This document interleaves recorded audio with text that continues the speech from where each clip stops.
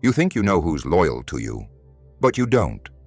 Loyalty remains a fantasy until it faces examination. Most individuals never examine it. They simply presume it exists. They trust that pleasant conversations, mutual amusement, and shared moments sufficiently demonstrate someone's commitment. Yet Machiavelli would have found this amusing. He understood reality better. Loyalty isn't declared, it's revealed. And the sole method to discover who's genuine is to examine them unexpectedly, silently, methodically, ruthlessly when required. Let me tell you something that will shake you. They're loyal to the feeling you give them. They're addicted to your energy, your status, your attention, not committed to your well-being.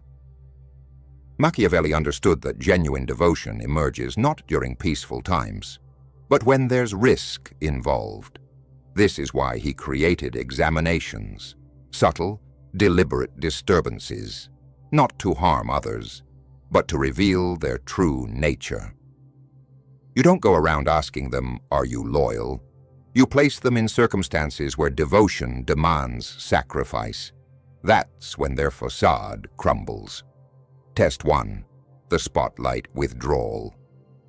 Here's your first test, and it's deceptively simple. Stop giving them attention. Stop praising them. Stop being the source of their validation. Just withdraw. Not dramatically, not with explanation. Quietly, strategically. Watch what happens to their behavior toward you. This test exposes ego addicts immediately. These are people who were never attracted to your character. They were attracted to how your light made them feel. They basked in your approval, fed off your recognition, used your praise like a drug. And the moment you stop supplying that drug, they go into withdrawal. You'll see it instantly. They become distant, cold, even bitter. They start gravitating toward others who can provide what you've stopped giving. They find new people to orbit, new sources of validation. And in that moment, you realize the horrifying truth. They were never with you.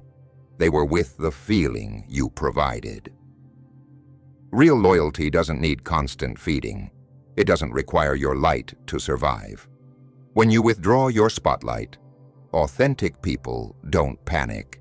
They check on you. They wonder if you're okay.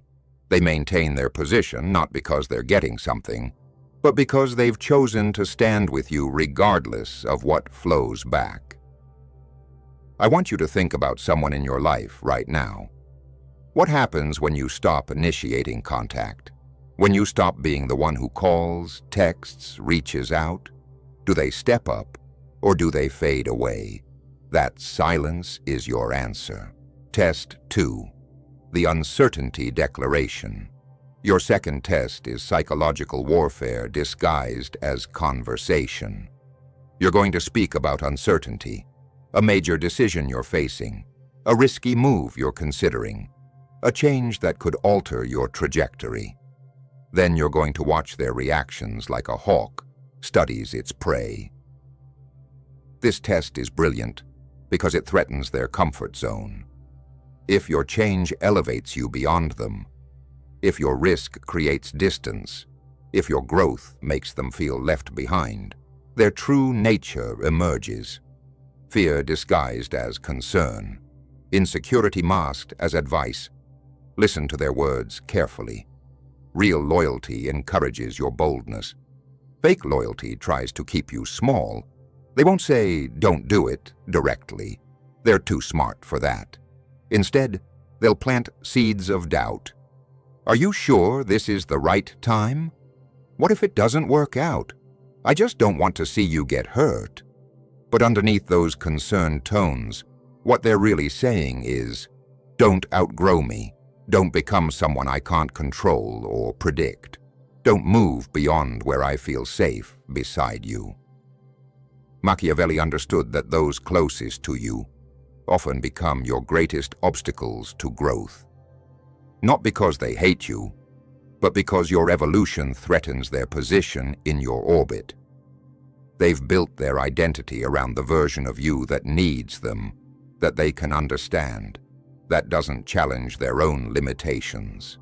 Watch for the subtle anchoring, the way they bring up past failures, the way they emphasize obstacles over opportunities, the way they make your dreams sound naive, your ambitions unrealistic, your vision too big. They're not protecting you, they're protecting themselves from the discomfort of your expansion. True allies adapt to your growth. False ones try to manage it. Test 3. The strategic silence. Now we enter deeper waters. This test requires discipline, patience, and the courage to sit in discomfort while truth reveals itself. You're going to go silent, not as punishment, not as a game, but as a strategic withdrawal that creates space for authentic behavior to emerge. Stop posting, stop reaching out, stop being visible in the ways you normally are. Don't announce it, don't explain it, just create absence where your presence used to be. Then watch who steps into that void and who simply disappears. This test is devastating in its simplicity because it reveals the difference between spectators and supporters. Spectators only show up when there's something to watch, when you're shining, performing, entertaining. The moment the show stops, they find another stage. But supporters notice your absence. They reach out without needing an audience. They're concerned about your well-being, not your entertainment value. You'll be shocked by what this silence teaches you. People you thought cared will simply fade away, assuming your silence means you don't need them anymore. But the real ones, they'll be uncomfortable with your distance. They'll reach out, not demanding your attention, but offering theirs. Listen to the tone of these reach-outs. Are they saying, "Why aren't you responding to me?" Or, "You've been quiet, are you okay?" The first is about their needs. The second is about your well-being. That difference is everything. This test hurts because it shatters illusions you've built about mutual care. But illusions are dangerous luxuries you can't afford. Every person who disappears during your silence was taking more than they were giving. They were energy vampires disguised as friends, consumers disguised as companions. Let them go. Your silence is not emptiness, it's purification. You're not losing support. You're removing noise that was masquerading as symphony. Test 4. The vulnerability exposure. You're going to let them see you weak. Not broken, not dramatic, just human, uncertain, struggling, needing help. You're going to drop the mask of strength and observe who steps closer and who steps back. This test terrifies most people because they're terrified of being seen as anything less than invincible. But that fear keeps them surrounded by people who only love their strength, not their truth. And strength-only love is the most fragile love of all. Some people in your life are only loyal to your power. They worship the image of you, not the reality. They feed off your confidence, your success, your ability to make them feel safe and superior by association. The moment they see a crack in that armor, they don't step in to help. They step back to protect themselves. Why? They were never backing you in the first place. They were exploiting your power as a stepping stone. When that stepping stone crumbles, they simply find another one. But here's what separates the loyal from the opportunistic. Real allies don't abandon you when the palace shakes. They help you rebuild it. They don't see your struggle as their cue to leave. They see it as their time to prove their worth. Machiavelli would say, "The one who stays when the palace shakes is the only one worthy of standing beside you when it's rebuilt." Watch who offers genuine help versus who gives empty encouragement. Watch who treats your vulnerability as a burden versus who treats it as an honor that you trusted them with it. Watch who sees your humanity and steps closer, not farther away. Machiavelli knew that temporary weakness reveals permanent character, not yours, theirs. Test 5. The betrayal opportunity. This is the nuclear test, the one that exposes the deepest truth about someone's character. You're going to create an opportunity for them to benefit by betraying you. Not dramatically, not destructively, but strategically. Something that tempts them. A moment where choosing themselves over you brings clear advantage. This isn't about setting traps. It's about revealing existing character. People who would betray you already have it in them. You're just providing the circumstance for that truth to surface. And once it does, you'll know exactly where you stand. Create a situation where they could gain something, information, advantage, opportunity, by acting against your interests. Maybe it's sharing something confidential that could benefit them. Maybe it's choosing a side when loyalty to you costs them something they want. Maybe it's supporting someone who opposes you because it's politically advantageous. Watch their choice, but more importantly, watch their process. Do they come to you first with transparency? Do they warn you about conflicts of interest? Do they hide their actions and hope you don't find out? Do they justify betrayal after the fact with elaborate explanations about why it wasn't really betrayal? The responses tell you everything. Someone with integrity navigates these moments with clarity and honesty. Someone without it tries to have both, your trust and their advantage, by managing information, controlling narratives, and hoping you never connect the dots. This test doesn't just reveal loyalty, it reveals values. And values, unlike words, don't lie. They don't perform, they just are, revealed through choices when no one is watching and consequences matter. The brutal mathematics of loyalty. Here's what these tests will teach you, and it's going to hurt. Most people will fail. Not because they're evil, but because they're human. Because they're driven by self-interest, they've learned to disguise as friendship. Because they've convinced themselves that using you is the same as caring about you. But this knowledge isn't depression, it's power. Because now you know. Now you can stop wasting energy on people who would abandon you the moment it serves them. Now you can stop sharing secrets with potential enemies. Now you can stop building your future on foundations that will crumble under pressure. You don't need dozens of friends. You don't need to be universally loved. You need 3 people, maybe 2, maybe 1, who would choose you even when it costs them something, who would defend you when you're not in the room, who would stand with you when standing alone would be easier. The transformation process. When you start implementing these tests, something inside you begins to shift. You stop being desperate for approval because you're no longer collecting people. You're curating them. You stop being afraid of solitude because you understand the difference between being alone and being abandoned. Your conversations become more honest because you're not trying to maintain relationships with people who aren't really there. Your decisions become clearer because you're not considering the opinions of people whose loyalty is conditional. Your energy increases because you're not bleeding it through 1,000 tiny cuts of false friendship. But there's a shadow side to this transformation that you need to understand. Others will notice the change in you. They'll feel the shift in your energy, the precision in your interactions, the withdrawal of your automatic trust. And if they were benefiting from your previous naivety, your awakening becomes their threat. They'll call you cold. They'll say you've changed. They'll accuse you of being paranoid, manipulative, calculating. And they'll be right. You have become more calculating. You've learned to treat trust like the precious resource it is, instead of giving it away like cheap candy. Don't apologize for this transformation.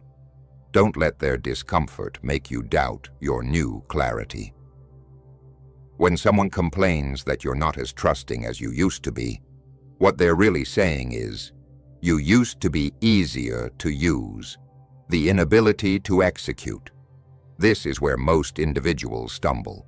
They complete the examination. They witness the reality. And yet they remain, because of sentiment, because of anxiety, because of that ancient, lethal inquiry. But what if I'm mistaken? You aren't. When your instincts contract, when your vitality depletes in their presence, when your achievements feel like secrets you must conceal, you possess your resolution. You're simply postponing the consequences. Machiavelli had no concern for ease. He pursued dominance, and dominance demands precision. You cannot permit yourself to speculate about someone's position. Not when you're creating something. Not when you're ascending. Not when your statements hold sway. Your moments hold significance. And your quiet holds strength. You must understand who stands with you, not fantasize, not wish, not presume. Understand. The contradiction. Uncovering the faithful. Here's the contradiction. Once you start existing this way, tactically, watchfully, mercilessly, the correct individuals emerge as well. It's not entirely deception. The silence reveals the faithful just as clearly. When you step back and someone advances, not for their benefit, but for yours, that's genuine. That's not acting. That's unity. And it doesn't occur frequently. When it does, guard it like treasure. Because you'll begin to understand one faithful person surpasses 100 opportunistic ones. You'll also discover something additional. Faithfulness isn't noisy. It doesn't announce itself. It doesn't require announcement. Faithfulness is steady. It's peaceful. It doesn't demand validation because it's founded on commitment. When someone is genuinely in your corner, you sense it. Not merely when you're succeeding, but when you're doubtful, withdrawn, removed. They don't disappear. They remain. Not always flawlessly, not always vocally, but they remain.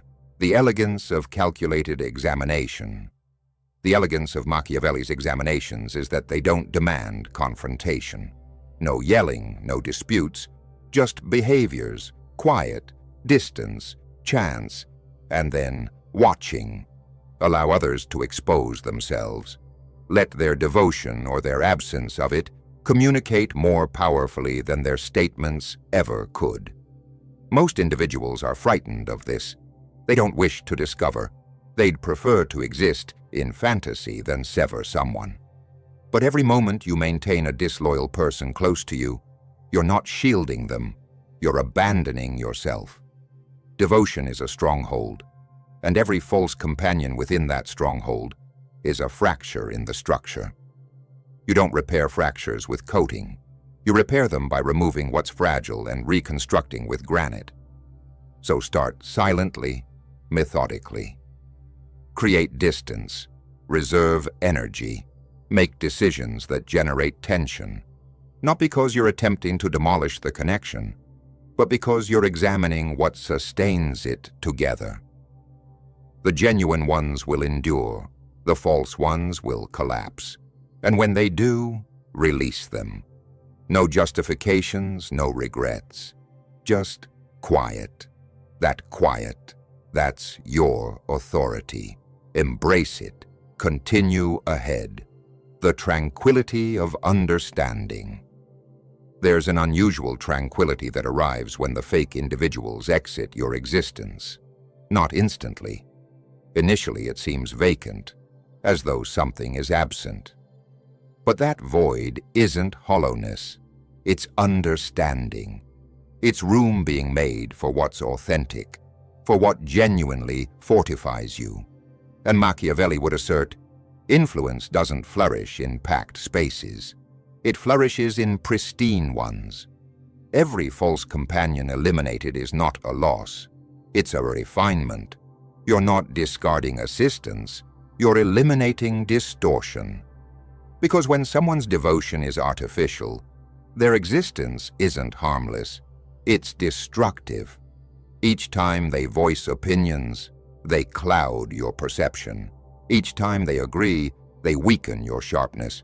Each time they grin, they cause you to waver, and wavering is fatal.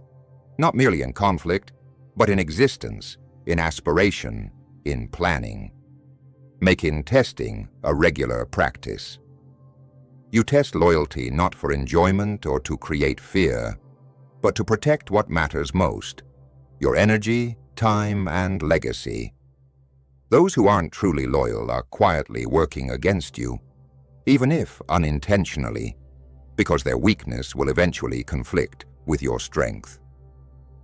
Make loyalty testing a consistent habit, not a one-time event. Loyalty requires ongoing verification, like security checkpoints. Machiavelli feared internal betrayal more than external enemies.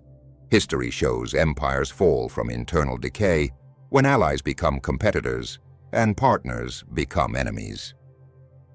The key is to orchestrate these tests while remaining silent and observant. Watch reactions when you express uncertainty. Note who pursues you when you withdraw. Evaluate motives when you show vulnerability, and observe where loyalty bends when you create opportunities for self-benefit. Your silence is your advantage. Confrontation gives people room to lie and manipulate, but observation reveals truth. People show their real nature when they think they're unobserved. Never reveal your testing. Once they know, the results become worthless. The mirror effect. Here's where these tests become truly transformative. They don't just reveal others, they reveal you. When you start running loyalty tests on the people around you, you inevitably start examining your own loyalty patterns. You begin asking uncomfortable questions. Am I loyal in silence? Do I defend people when they're not around? Do I disappear when relationships become inconvenient? This self-examination is crucial because true power isn't just about commanding loyalty. It's about embodying it. If you demand tests from others, you must be able to pass them yourself. If you expect people to choose you when it costs them something, you must be willing to make the same choice for those who've earned it. Machiavelli understood that leadership requires both inspiring loyalty and demonstrating it. You cannot build an empire on principles you don't practice. You cannot demand standards you don't meet.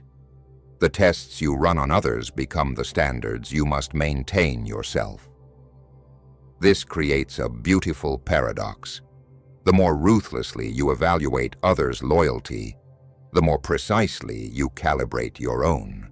You become someone worthy of the loyalty you seek. You start protecting others' secrets like weapons. You start defending their names when they're not present. You start showing up when it's inconvenient because you understand the value of consistency. The network effect. Once you've tested everyone and the weak connections have been severed, something remarkable happens to your remaining relationships. They become exponentially more powerful. Not just because you trust them more, but because they trust you more. They know they've been chosen, not just collected. They know their place in your life was earned, not assumed. This creates what I call the network effect of proven loyalty. When you're surrounded by people who have passed these tests, they start to reinforce each other's loyalty to you. They become a system, not just individual relationships. They start protecting not just you, but your entire circle. They begin operating as an extension of your will because they understand they're part of something carefully constructed. not randomly assembled. Your inner circle becomes a fortress, not just around you, but around your vision, your goals, your future. These people don't just support you, they amplify you. They don't just stand with you, they strengthen you. They become force multipliers because they've proven their commitment when it mattered. The strategic advantage. What most people don't understand is that loyalty testing isn't just about relationships. It's about intelligence gathering. Every test you run teaches you something about human nature, about motivation, about the hidden currents that drive behavior. You become a student of psychology, a master of reading between lines, an expert at predicting behavior under pressure. This knowledge becomes your strategic advantage in every area of life. In business, you can spot the opportunists before they reveal themselves. In romance, you can distinguish between those who love you and those who love what you provide. In leadership, you can identify who will stand with you when the mission gets difficult. You develop what Machiavelli called the eye, the ability to see not just what people say they are, but what they actually are when tested. This sight becomes your superpower because most people are still blind to these dynamics. They're still trusting words over actions, still believing promises over patterns, still hoping instead of testing. While they're shocked by betrayals that were predictable, you're prepared for every scenario because you've already tested every player. While they're managing crisis after crisis of misplaced trust, you're executing with confidence because your foundation is solid. The clean-cut protocol.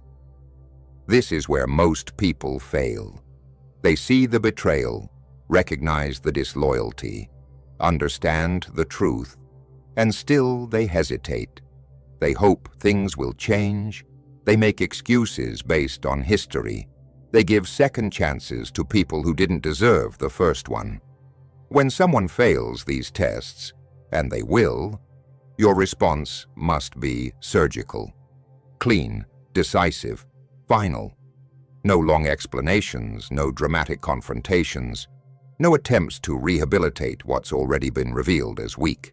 You simply remove them, create distance, stop investing energy, move on.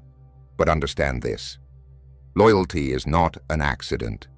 People are not disloyal by mistake. If someone chose themselves over you when it mattered, they will make that choice again. The only question is whether you'll be surprised by it or prepared for it. Machiavelli taught that mercy to enemies is cruelty to yourself. Every disloyal person you keep close is a security breach in your life. Every proven betrayer you forgive is a future wound you're inflicting on yourself. Every failed loyalty test you ignore is intelligence you're choosing to dismiss. So when the tests reveal what they will reveal, act on that information. Not with anger. Anger clouds judgment. Not with hurt. Hurt prevents clarity. Act with the cold precision of someone who understands that their future depends on the quality of their alliances. Remove them from your circle, your plans, your trust. Do it quietly, cleanly, completely. And when they ask what happened, when they demand explanations, when they accuse you of changing, say nothing. Your silence is your power. Your distance is your answer. The peace of clarity. There's a strange peace that settles in when you've completed this process, when you've tested everyone, removed the disloyal, and surrounded yourself only with those who've proven their worth. It's not the peace of comfort. It's the peace of clarity, the peace of knowing exactly where you stand with everyone in your life. You stop second-guessing motives because you've already seen them revealed under pressure. You stop wondering who's really on your side because you've already tested their allegiance. You stop managing relationships because the ones that remain are built on truth. not illusion. This clarity becomes your strength. While others are navigating complex webs of uncertain loyalty, you're operating with the confidence of someone who knows their foundation is solid.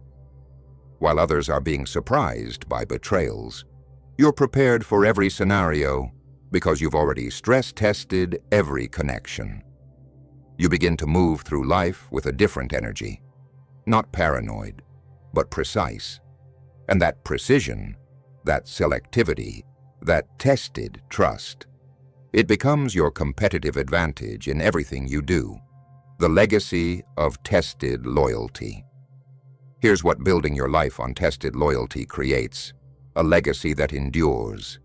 Because the people who've proven their commitment to you don't disappear when you're gone. They protect what you've built. They honor what you've created. They carry forward what you've started. Most people build their lives on shifting foundations of untested relationships. When they fall, everything crumbles. When they're gone, everything disperses. But when you build on tested loyalty, you create something that survives beyond you. You create a structure strong enough to bear weight long after you're no longer holding it up. This is why Machiavelli's principles have endured for centuries. Not because he was cruel, but because he was clear. Not because he trusted no one, but because he trusted wisely. He understood that the greatest gift you can give yourself is the certainty of knowing who will stand with you when everything else falls away. And in the end, that's what these tests provide. Certainty. The certainty that you're not building on sand. The certainty that your trust is well placed. The certainty that when you face your greatest challenges, you won't face them alone. So begin, test, observe, act, and watch as your life transforms from a collection of uncertain relationships into a fortress of proven loyalty. Watch as your energy concentrates instead of disperses. Watch as your power multiplies because it's no longer diluted through false connections. The tests are waiting. The truth is available. The only question is whether you have the courage to seek it. Your future self, the one who's surrounded by loyalty that's been proven under fire, is watching and waiting for you to begin.